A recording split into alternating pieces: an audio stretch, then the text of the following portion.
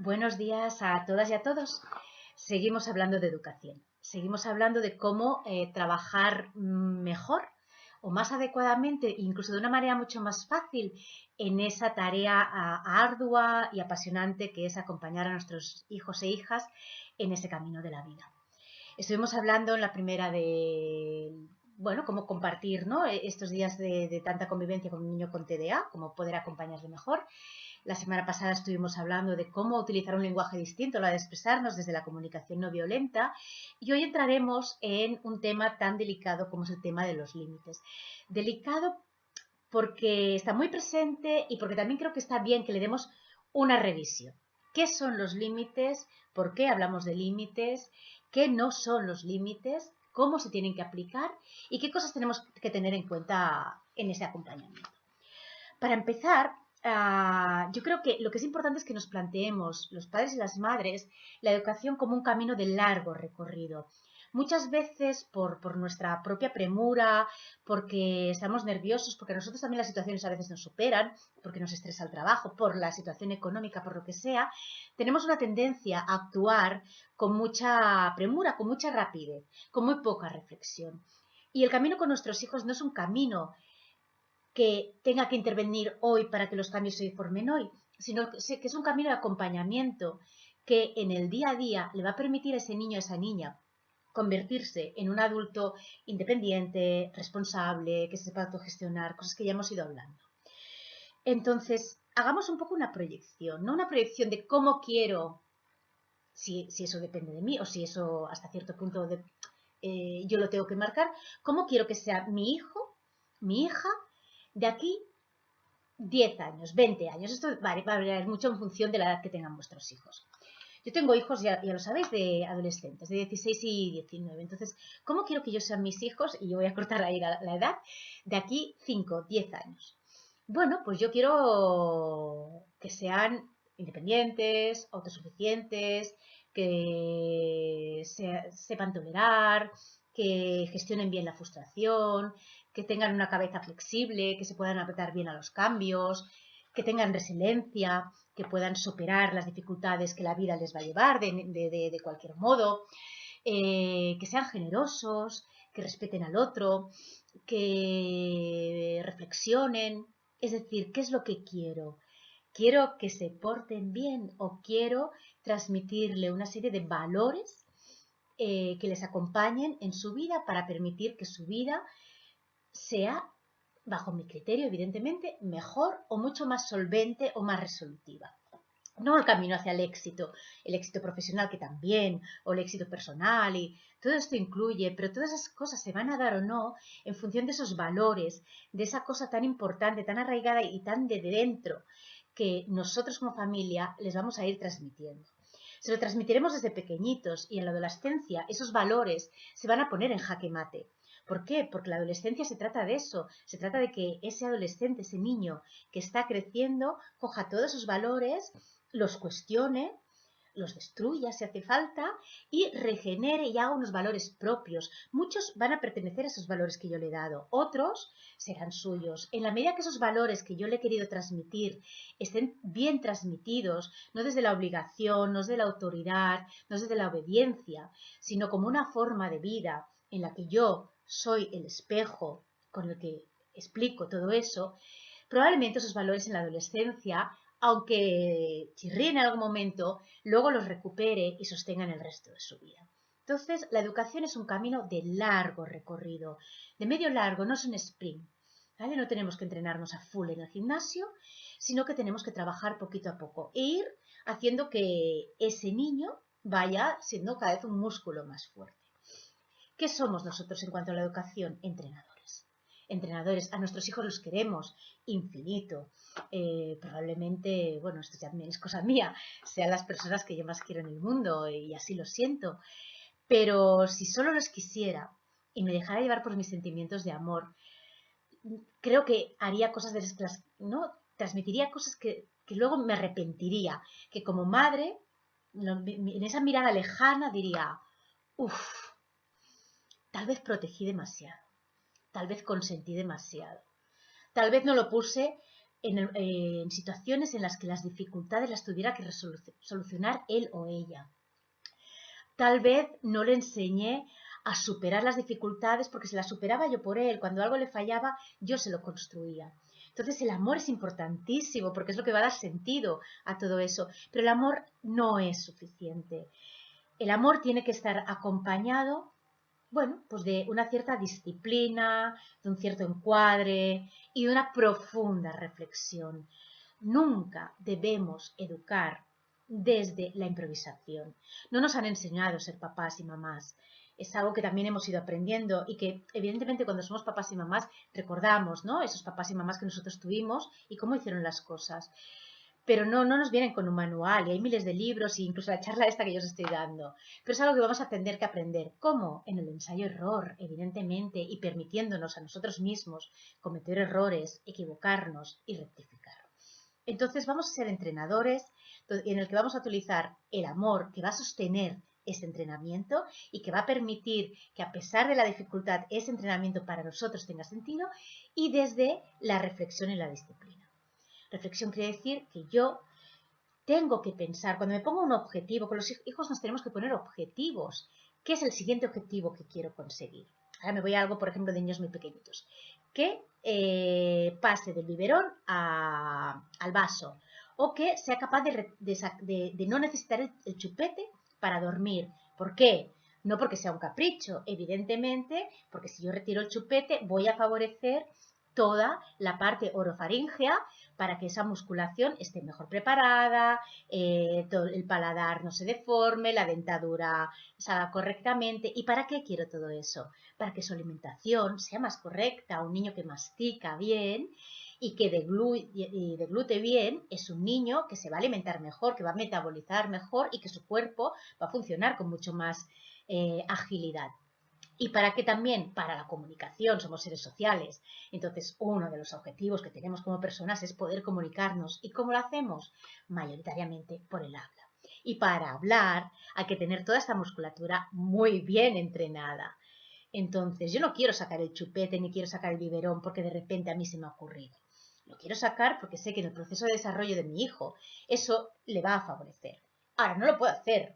Mira, hoy va a ser, porque hoy tengo ganas de sacárselo y se lo saco. ¿Por qué? Porque voy a fracasar. Porque si me va a poner a llorar, me va a hacer una pataleta, serán las 2 de la madrugada y yo estaré hecha polvo, me levantaré y se lo daré.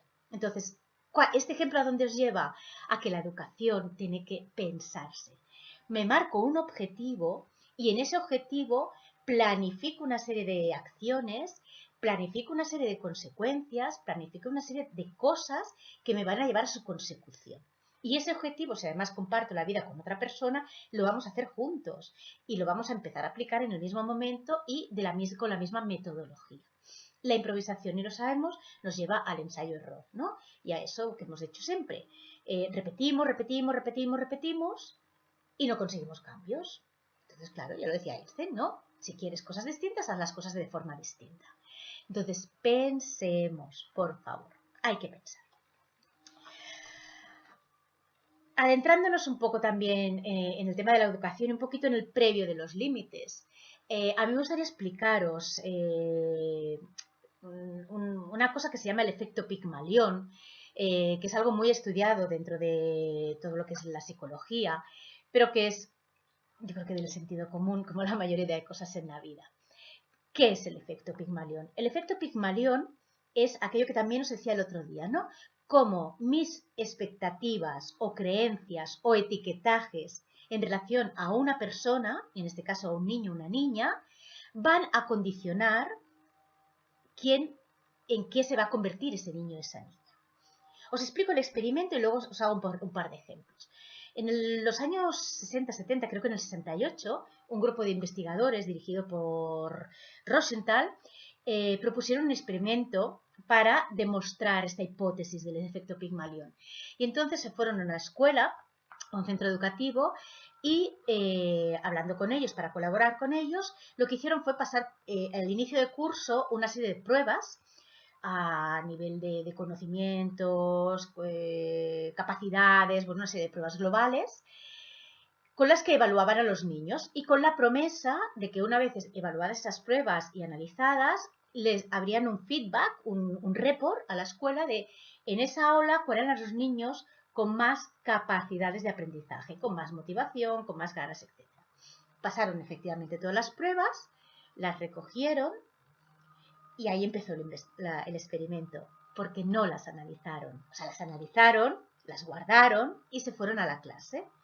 Y les dijeron a los educadores, a los profesionales educativos, cuáles eran los niños que habían dado mejores puntuaciones en esas pruebas, que mostraban una mejor actitud, motivación, etc. ¿Cuál es el experimento? Que eso no era así. Cogieron niños al azar, un grupo reducido de niños, al azar, totalmente al azar, y transmitieron ese mensaje. Durante ese curso, ese grupo de niños al azar se les llevó a un aula con un educador, con una educadora, que pensaba que asumía la educación de los cracks, ¿no? De los niños con más capacidades, los más inteligentes, los más dispuestos, los más leales, los que mejor se comportaban, bueno, todo. Evidentemente las expectativas de esa profesora, de ese profesor hacia esos alumnos eran enormes y unas expectativas que se convirtieron en creencias. Esa persona creía que delante de esa evidencia aparentemente científica, realmente iba a poder sacar muchísimo provecho de esos niños. Acaba el curso y se vuelven a pasar todas las pruebas de nuevo. Y lo que demuestra el experimento es que esos niños y niñas que habían estado bajo esa mirada de ese adulto que había creído incondicionalmente en todas sus capacidades, entendiendo todas como algo global, habían mejorado resultados significativamente más que el resto. Todos, unos más, otros menos, habrían mejorado, pero justamente todo ese grupo, en comparación con el resto del grupo que se quedó en la clase, su rendimiento a todos los niveles había sido excepcionalmente mejor. ¿Qué quiere decir? Que si yo veo a un alumno o veo a mi hijo o a mi hija como incapaz, mis expectativas y, por tanto, mis creencias hacia él van a ser de que va a poder rendir hasta un nivel. ¿Y qué voy a hacer? Bajar mis exigencias a esa persona. Si yo a mi hijo lo veo como alguien que en la vida se va a comportar bien, o no va a ser ordenado, o no va a ser buen estudiante, evidentemente voy a crear unas creencias que van a condicionar mi relación con ese niño y con esa niña, y que van a hacer que mis exigencias, como digo, sean más bajas, más simples. ¿Vale? Voy a pedir, pero pensando que va a llegar a mucho menos, tal vez de lo que a mí me gustaría, y muy probablemente de lo que realmente ese niño o esa niña podría llegar. Esto es el efecto Rosenthal y ese es el efecto Pigmalión. Algo que yo creo que todos deberíamos, ¿no? Antes de empezar una educación con nuestros hijos, incluso ahora, en estos momentos, debería sentarnos y un poco revisar cuáles son esas creencias. ¿Quién es para mí mi hijo, mi hija? ¿Qué expectativas tengo en él? ¿Esas expectativas deben ser revisadas? Y si deben ser revisadas, que probablemente sí, porque al final todos las hemos hecho, yo también he revisado las de mis hijos, unas a la baja y otras a la alza, las tenemos que revisar para colocarlas ¿dónde? En expectativas reales, no en milagros. Ostras, mira, de repente ahora ya sé que esto funciona así, me voy a crear unas expectativas maravillosas y voy a hacer el niño perfecto. No se trata del niño perfecto ni del niño exitoso, se trata de que ese niño o esa niña pueda convertirse en aquello que puede y debe ser, ¿no? También me acuerdo una frase, ahora cuando he dicho eso, una frase de Goethe que decía que cuando tú miras a un hombre o una mujer como puede y debe llegar a ser, esa persona recibe esa mirada, cree en sí y se esfuerza o se convence de que eso es posible. Entonces, cuidado con ese efecto Pigmalión, cuidado con las expectativas que tenemos a la alza o a la baja, cuidado con la permisibilidad o con las grandes exigencias, expectativas realistas, no milagros, cuidado con las proyecciones personales. ¿Cuántas veces, y no podemos negarlo, ¿no? Hemos pensado, bueno, yo que no pude, o yo que no supe, o yo que no aproveché, voy a hacer para que mi hijo no cometa los mismos errores. Bueno, nuestros hijos tendrán que cometer sus errores, pero yo no puedo de una manera subsidiaria decirle a mi hijo, como si no pasara nada, cariño, hay que estudiar porque solo las personas que tienen carrera son las que luego tienen buenos sueldos. Bueno, igual eso lo digo yo porque yo no hice una carrera y pienso que yo no he llegado a donde podía llegar porque no tengo esos estudios. Puede que sí, puede que no, pero eso es mi historia, eso es mi vida. Entonces, transmitir eso a un hijo es un condicionante un poco perverso, porque primero, no hay una evidencia científica que se lo demuestre, y segundo, el hijo va a estar condicionado por lo que yo espero de él, y los hijos quieren agradar a sus padres. Y muchas veces van a sentir que nuestro amor va a estar más en el lugar de los éxitos que en la relación de confianza y de vínculo emocional que tenemos con ellos. Entonces, revisemos estas cosas, hagamos una sentada y veamos cuáles son nuestras expectativas ahora y cuáles deberíamos construir. Vamos a entrar en los límites. Evidentemente tengo que educar en muchísimas cosas, pero también tengo que educar en límites. ¿Qué son los límites? Los límites es aquello que de una manera no negociable yo le voy a pedir a mi hijo o a mi hija. ¿Por qué no es negociable? Porque es un límite. Un límite. El límite quiere decir que de ahí no puedo pasar, son las líneas rojas. ¿No? No es negociable. Nosotros los adultos tenemos límites. No es negociable robar. No, bueno, voy a robar poquito. No, no puedo robar, ni poquito ni muchito. Entonces, el límite, que son para nosotros las leyes, sobre todo algunas, son de obligado cumplimiento. ¿Por qué os digo eso?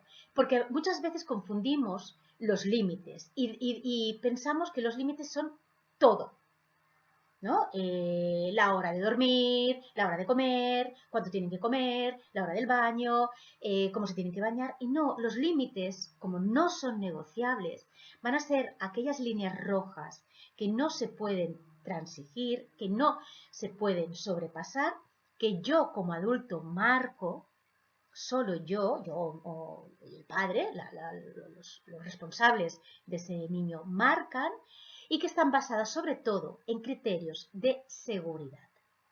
Un límite es no puedes meter los dedos en el enchufe.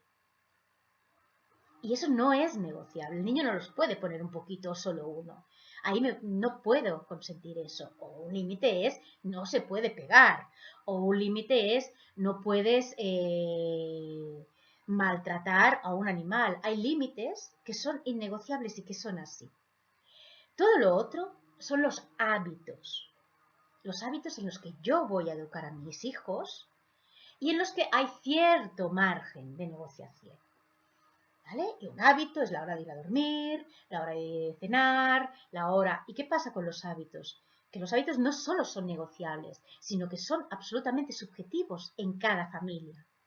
Hay familias donde se pueden poner los pies en la mesa o en el sofá y hay familias que no. Y eso, como decíamos el otro día, no es ni mejor ni peor.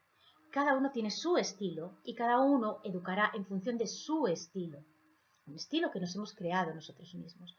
No confundamos límites con hábitos. Porque aunque en mi casa se puedan poner los pies en el sofá y en la casa de mi hermano o de mi hermana no, de sus tíos o de los abuelos, en casa de los abuelos, en casa de los tíos y en mi casa no se pueden poner los dedos en el enchufe. ¿Entendéis la diferencia?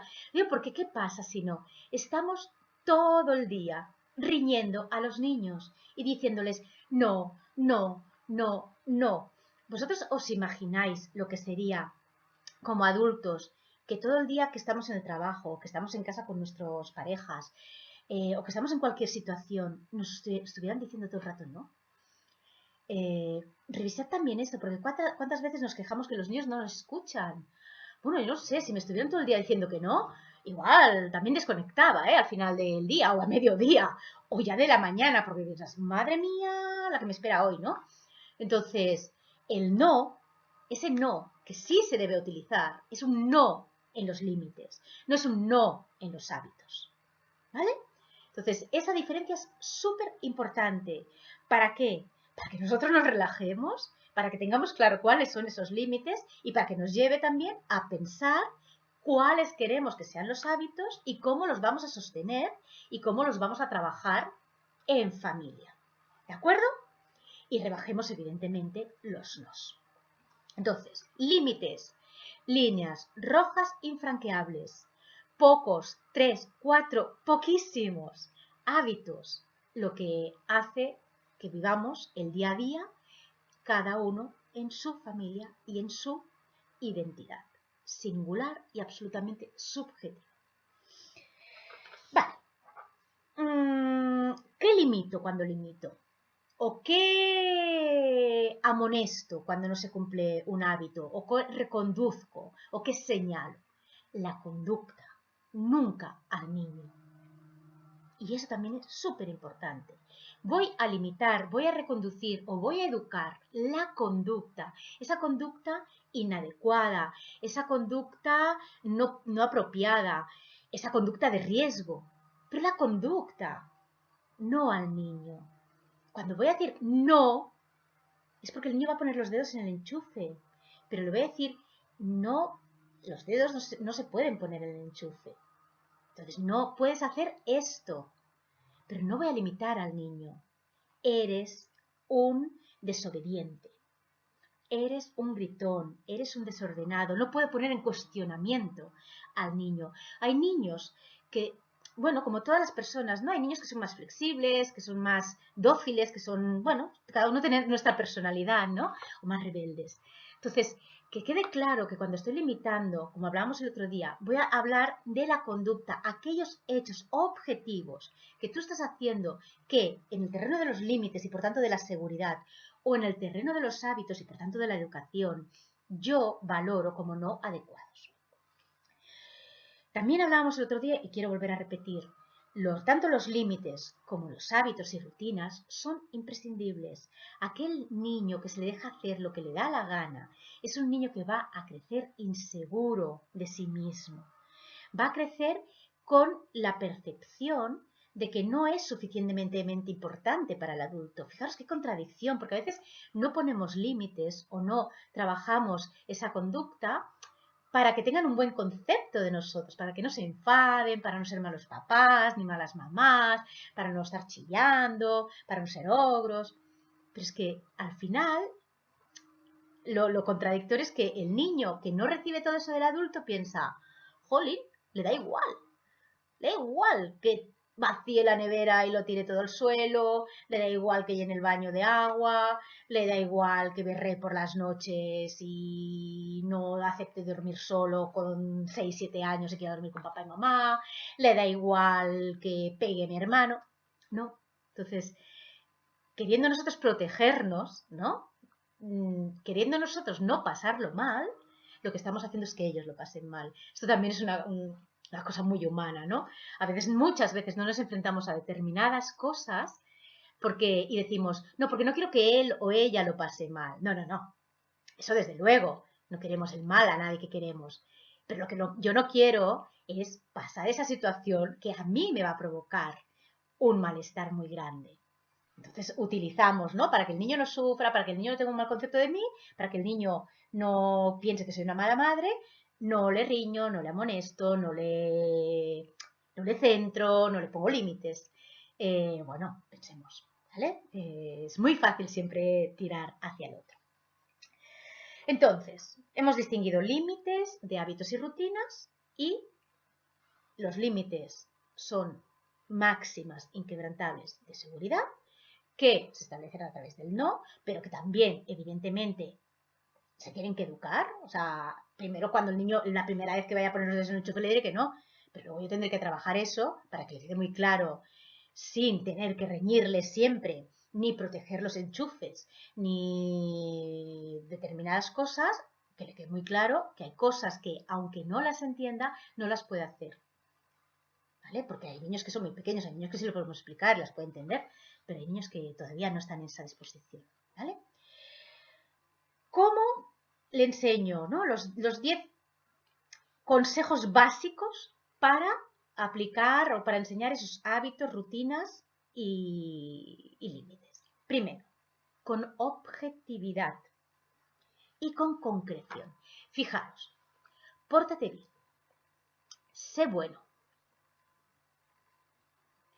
estudia. ¿Qué es pórtate bien? Entonces, como los niños, ¿no? Las personas no leemos las cabezas de los demás, seamos concretos, expliquémosle al niño, pidámosle al niño exactamente qué es lo que queremos que haga. Porque si no, volvemos a esa dicotomía, a esa imprecisión. Seamos precisos y concretos y absolutamente objetivos. Seamos firmes, ¿vale? Cuando decimos algo lo tenemos que decir con convencimiento.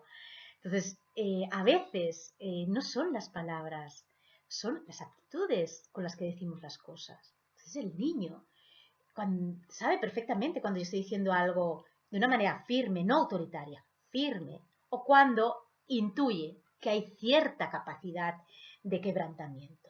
Entonces, firmeza, claridad.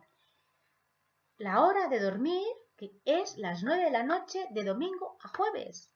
Porque tienes tantos años, debes descansar tantas horas y esto tiene que ver con tu salud, con tu descanso neuronal, con miles de cosas. Entonces, es hora de ir a la cama. No es, oye, tal vez ya falta poco para las 9. ¿No piensas que te deberías ir a la cama ya? Oye, mira, que ya es la hora de irse a dormir. Claro, si yo voy transmitiendo así las cosas y el niño no tiene sueño, que probablemente no lo tendrá, y si encima he cometido algunos errores de los que ya hablaremos más adelante, pues bueno, es las 9. Vamos a la cama. Vamos a la cama, te acompaño. No hay más discusión. Ya está hablado. Cuando pidamos las cosas, pidámoslas positivamente. Fijaros qué diferencia entre no grites a habla flojito, por favor. No des un portazo. Cierra despacio. Tenemos el no, también culturalmente, ¿no? Y también lo hablamos continuamente en la boca. Voy a decir, jolín, nos que los niños se tragan cada día. Reconvirtamos nuestras peticiones en cosas concretas, habladas con firmeza y en positivo. ¿No? Es hora de irse a la cama o ya no es hora de estar en el sofá. No, no, no. No me digas lo que no es. Dime lo que es. Recomportámonos en algo mucho más proactivo, mucho más empático, mucho más asertivo. No hagamos luchas de poder, guardemos siempre la distancia. Y para marcar la distancia lo importante es que sepamos cómo estamos nosotros emocionalmente. ¿Vale? Yo no puedo, si yo no estoy bien, no es momento de entrar en ningún combate. ¿Vale? Miramos también cuando tenemos que hacer las cosas. Guardemos las distancias. No tenemos que pelearnos con nuestros hijos. No va de esto. Va de ayudarles, de esa carrera de fondo. ¿Vale? Entonces, tampoco seamos implacables con nosotros mismos. Es total. Si hoy no tengo fuerzas, no tengo fuerzas. Pero como eso es un objetivo que yo me he planteado, que quiero conseguir, si hoy no puedo, pero como lo tengo planteado, sé cuál es el método y sé cuáles son los plazos que yo me he marcado y sé con qué ayuda dispongo y qué herramientas voy a utilizar. Entonces, evitemos las luchas de poder. Son absolutamente inservibles. Me salía una palabrota para no decirlas, son inservibles. No sirven de nada. No nos aportan nada ni al niño, ni a la niña, ni a nosotros. Expliquemos el porqué de las cosas, ese porqué, cuidado, adecuado a la edad cronológica del niño. Pero muchas veces yo con las familias, los niños no entienden lo mismo a los 3, a los 6, a los 10. Entonces, no le vamos a dar una explicación de por qué son importantes las horas de sueño y de descanso a un niño de 3 años como se las vamos a dar a un niño de 10 o a un niño de 15. Entonces, lo que yo hago, lo que yo te pido, tiene un porqué y ese porqué está basado en ese amor y en esa educación que yo te estoy dando. Pero ese porqué va a estar absolutamente medido a su edad cronológica. A veces papás y mamás, y yo lo he hecho seguro, que les damos unos rollos a los niños, que aquello que el niño con 3 años y que con capacidad de atención menos 0, no los escucha. Escucha al principio y escucha al final. Lo del medio se lo ha perdido entero. Entonces, ¿vale? Adaptemos nuestras explicaciones a la edad de nuestros hijos. No son pequeños adultos. Pueden ser muy inteligentes, muy listos, muy todo, pero no son pequeños adultos, ¿vale? Entonces expliquemos el porqué, pero adecuemos a la edad cronológica. Y sugiramos alternativas, ¿no? Por ejemplo, escuchaba algún día pues, un niño que pintaba la pared, ¿no? Más de uno lo habrá hecho estos días. Bueno, la pared no se puede pintar, la pared, o sea, hasta qué punto pintar la pared es un límite o tiene más que la calefacción, pero evidentemente la pared es algo que no puede pintar, pero él puede pintar. En la pared no, en una hoja, en un, no sé, o en las baldosas de la cocina y luego los limpio. Bueno, igual hay paredes donde sí se puede pintar, ¿no? Y hay rotuladores lavables, entonces en vez de pintar perdón, en una pared que luego tengo que pintar, pues oye, igual donde hay baldosas sí lo puedo hacer. Entonces diremos la alternativa, porque no está mal pintar, y no le podemos decir al niño que eso está mal hecho, porque pintar forma parte de su desarrollo y de su creatividad, está muy bien que pinte. Ahora enseñémosle dónde, démosle la alternativa. No le hagamos un corte sin posibilidad. Y una vez tengamos claro el hábito y cómo debe ser ese hábito, hagámoslo. ¿Vale? Ese sería como lo último. O sea, no nos contradigamos, podemos tener momentos de flaqueza, podemos tener malos momentos, podemos tener cansancio, pero no podemos variar. Ostras, hemos dicho que a las 9 de la noche, de domingo a jueves a la cama. Pues que ahora me da una pereza levantarme, ya va al cuento, venga, va. Hoy descanso un poquito más y que vaya a las 9:30. Al final no es un tema de hora, ¿vale? Porque los niños, hasta los 8 o 10 años, el tema hora como tal, como tiempo, no lo entienden. Pero es un tema de que yo me estoy contradiciendo. Entonces, yo soy la primera que estoy dando, que no soy ese espejo que os digo que debemos ser. Entonces, bueno, si yo he puesto esa hora porque creo que tiene un porqué, la voy a tener que mantener. Y si estoy cansada, bueno, pues igual puedo pensar si era tan importante fregar la cocina y dejar la cocina recogida por la noche, o se podía esperar la cocina, yo descansar un rato, acompañar a mi hijo y ya recogeré la cocina por la mañana. Entonces valoremos estas cosas, porque claro, si yo he hecho la cena y he puesto la mesa, la he quitado y recojo la cocina, claro, a las 9 de la noche estoy muerta. Lo que me apetece es sentarme en el sofá a ver algo que no me haga pensar. ¿Ahora tengo que ir a la cama con el niño? Pues sí. Pero ¿qué es más importante? ¿Que el niño, que yo sea coherente y honesta con lo que yo me he marcado, o que tenga una cocina maravillosamente recogida por la noche? Bueno, cuando yo me marco algo, debo hacerlo. A no ser que haya, evidentemente, y a veces los hay, situaciones sine qua non que no se pueden, pero son las menos. Y pongámonos de acuerdo, y por último, los dos, papá y mamá, deben estar de acuerdo siempre. Si no, no va a servir de nada. Y ponerse de acuerdo a veces no es que el otro comparta esa manera mía de hacer. A veces es no interrumpir, no contradecir, no cambiar las cosas, respetar, ¿no? Esa cosa que hay entre adultos. Y por supuesto, y todo eso fuera de la presencia de ellos. Os iré contando más cosas sobre todos estos temas educativos, pero lo vamos a dejar para la semana que viene. De momento os dejo con todo esto que es interesante.